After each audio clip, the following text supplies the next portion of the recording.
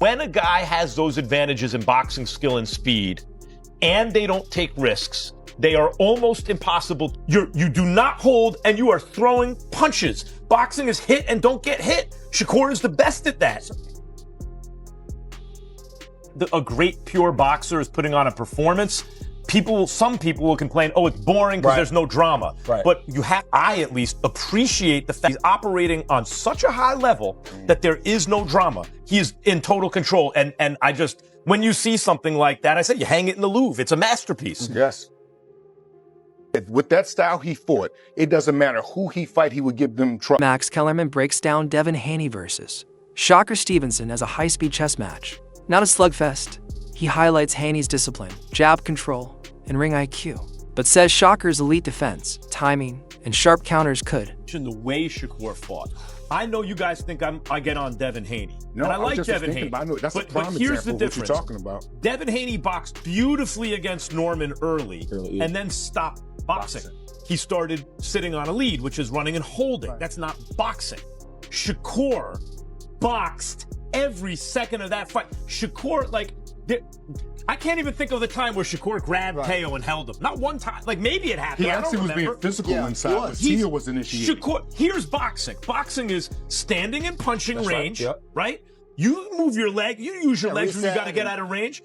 You do not hold, and you are throwing punches. Boxing is hit and don't get hit. Shakur is the best at that. So 2 points I want to make real quick. One is, yes, you're right, Max. Different than Devin Haney. Shakur, I would say he only did that once. It was like maybe the end of round 9. He did for like 20 seconds. He didn't do it again. He did. Kellerman believes Shakur already has a star-level resume with world titles, technical brilliance, and defensive mastery, making him a fighter both casual fans and hardcore fans can truly follow. You rank fighters in a division. It has to be based on merit, who they beat. It must be the resume because they're earning a shot at the title. Yes. That is not the same as pound for pound. Okay. Pound for pound is what you truly believe in a given moment, right? So, yes, you should have some evidence. It can't just be a hunch. Right. But once you have the evidence you think you need, like, for example, that fight. Come on, man. It is legitimate for someone to say that they believe that Shakur is the best pound for pound fighter in the world. When I listen to what you say, Shady, what I'm hearing is, look, underneath, I really think Shakur is number one, but because I gotta give credit to Usyk for what he's doing in a bigger division, and you know what? I kind of agree with that. Where are you guys with this? I don't agree with that at all. I think Shakur has to do that 2 more times or 3 more times to be considered the face of boxing. I think he had a great performance. Different conversation, face of boxing and number one pound for pound. I'm only going off of where I know Shady is head. I'm kind of punching where I know he's going to be because he really believed that Shakur is the face of boxing. Shakur speaks with total confidence, saying he doesn't believe anyone out there can beat him, but he welcomes anyone willing to step up and test themselves against performance, that this was a Floyd Mayweather-esque performance. What do you take when you hear those comparisons? It's good to hear. It's good to hear because a lot of people don't realize how great I am. I've been told them this. It's like you got to keep saying it over and over, and it's like, as I'm saying, it's like I'm wasting my breath because it's like people like, no, you know, oh, fight this guy. Oh, you won't do this to Teofimo Lopez. You won't It's a video of like me and when me and Cameron was going back and forth, he said something like, oh, take yourself to 140 and fight Teofimo Lopez so he can knock your head off. And now it was like, I did it. And like I said, now people getting to see what I done. Slick southpaw, Stevenson would rely on angles, precision counters, and distance control to constantly disrupt Haney's rhythm and force him to So all of these guys, if y'all want me to come to 147, I'm coming in with rehydration clauses. I don't even do that. But why am I going up to these guys' weight classes if I'm not planning on going there? So any of y'all want to fight me at 147? Yeah, rehydration. 10 pounds. 10-pound rehydration. Like the IBF rule, basically. You got to understand. That means on fight night, when we get in the ring, they're going to be 157, maybe 158. Max. No bigger than 160 that night. Right. I'm cool with that. So if we could get it like, all right, like the IBF rule, 10-pound rehydration. Yes, but think about it. If there's no rehydration clause, these guys gonna get it up to 170 pounds. Yeah, 175. I'm in the 140 on fight night. Yeah. So if I'm 140, they 170. Bro, I'm not. What am I in here wrestling around with these? Right. Haney, a polished orthodox technician, would aim to control the center with his sharp jab, strong footwork, and smart clinching. Legacy fights, accomplishments, because now Shakur is a 4-weight world champion. Devin is a 3-weight world champion. Devin was undisputed, but now Shakur is a 2-time lineal champion. So he's a 2-time Ring Magazine winner. 2-time unified champion. If you want to add the ring, far as with the WBO, he was unified at 130. So he's a 2-time unified champion, 2-time lineal champion. Beat a guy like Teofimo Lopez, who rises to the occasion. Had a close fight with George Kambosos. You can make a claim that he was fighting out of frustration or out of emotion, and that was it. He was in his prime too, Josh Taylor seemed to be drained at 140. Not taken away from Devin, but he was already moving up to 47, they were saying. Lomachenko was a little older. And Stevenson's dominant victory over Teofimo Lopez didn't just add another belt. It confirmed his place among boxing's elite. He captured the WBO and Ring Magazine junior welterweight titles by controlling the fight from start. Masterpiece, man. He looked so smooth, calm, and relaxed, man. That was beautiful. That was the one boxing lesson that you future guys, young guys and amateurs just turning pro, watch that, man. That was beautiful. You heard his father say in the corner, what happened to your fast hands? That didn't work, man.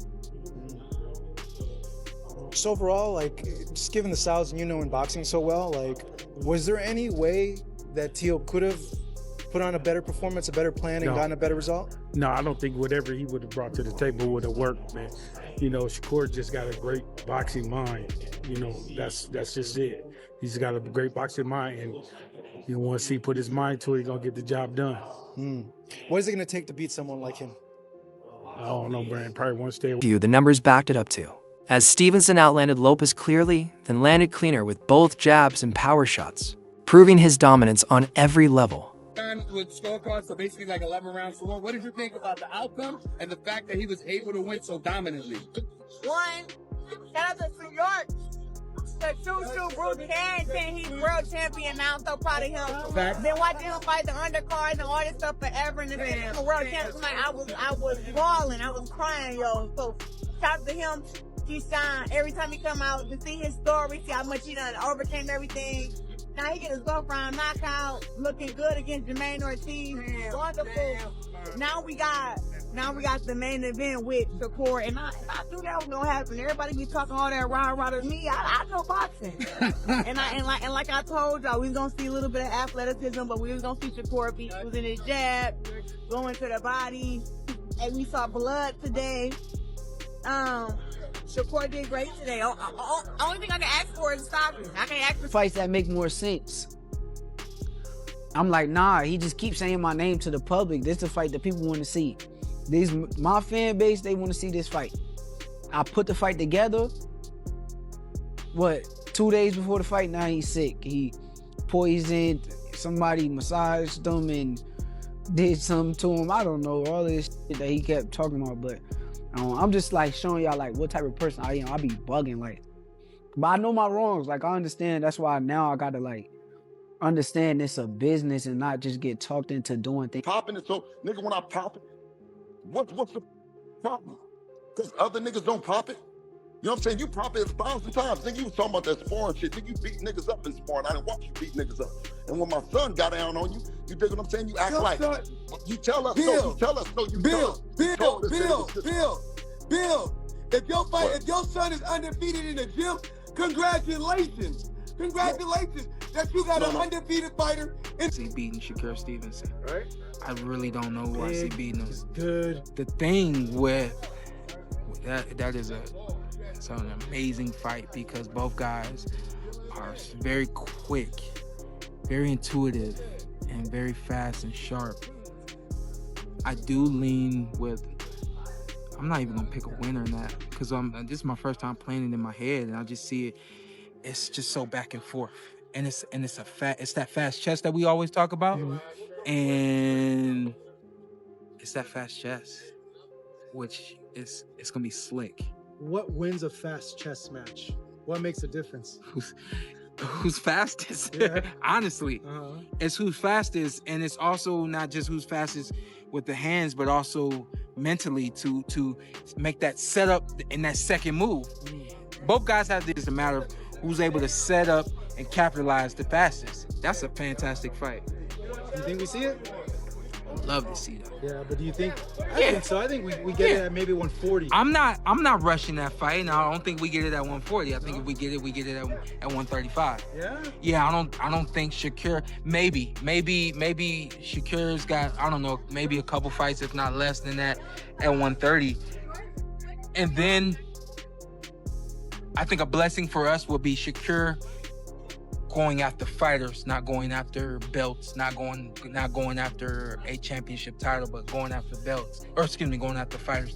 If he decides to go after fighters because it's getting him everything that he really did, turn